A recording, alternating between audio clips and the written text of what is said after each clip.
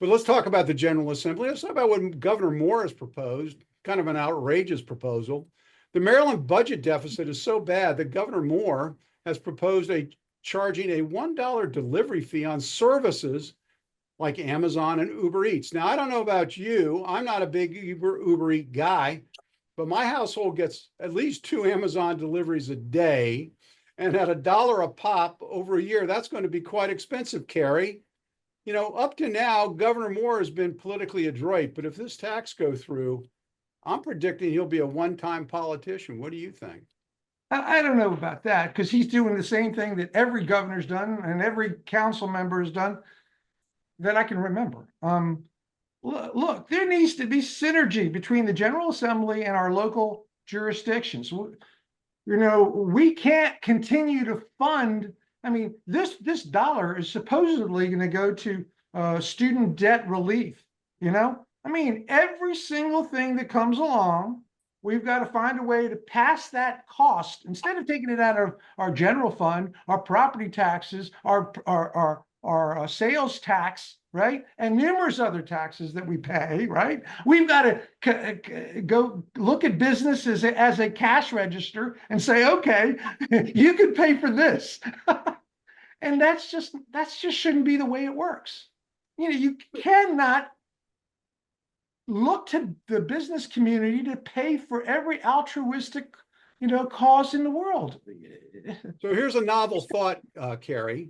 Why can't the students pay their own debt?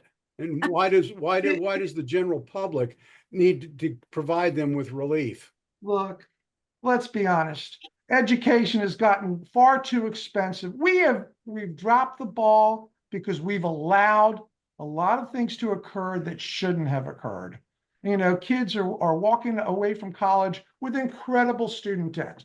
It's not their fault. It's so are their parents, Cary. So are their parents. I paid on my students' debt for almost 20 years after they graduated. I mean, it was a long process. So I don't have any sympathy for the students that are trying to get out of it. I don't think they deserve the relief. But so, Stacey, excuse me. Everybody seems to be, wanting to tax the rich. There was a headline in the Washington Post today that said that the public is generally happy with that. Aren't there too many taxes and not enough cuts? Yes. We got time to fill. Stacey. You got to say more than that. I know. Listen, Governor Moore is one big political chicken. He's got his eye on the White House instead of the chicken coop in Annapolis. So he's afraid to take bold moves that are required to truly govern in a way that will stop the progressive legislature from laying all those damned eggs and bringing the prosperity to the state that Larry Hogan did. Keep in mind that Larry Hogan inherited a $5 billion deficit from Democrat Governor Martin O'Malley. Hogan not only retired that debt, but he managed to leave Governor Moore with a $5 billion surplus, a $10 billion turnaround. That's really impressive. And in just 2 years, Governor Moore has wiped out that surplus and gotten us into $3 billion worth of debt. It's unimaginable. And that figure is expected to rise to over $6 billion within the next few years. What? I mean, what?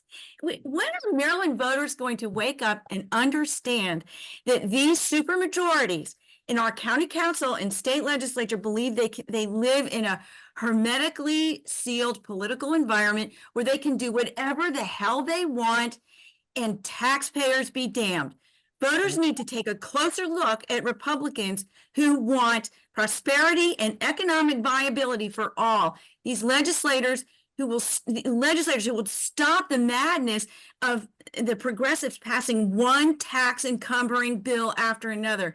So to answer your question, I'm going to stop you here because I can see Cary is in distress. He's dying to jump in here. Cary, distress doesn't even touch it. What about health care? What about, student costs associated? What about the price of groceries today? Look, you had a student loan, Casey, but you didn't have these $50,000, $60,000, $70,000 a year college loans with no health care. Look, we are screwing things up because we, both Republicans and Democrats, are not running government the way it should be. We're pacifying special interest groups. And guess who's suffering? Our children. Mhm. We're also suffering. That's it. We're all suffering here.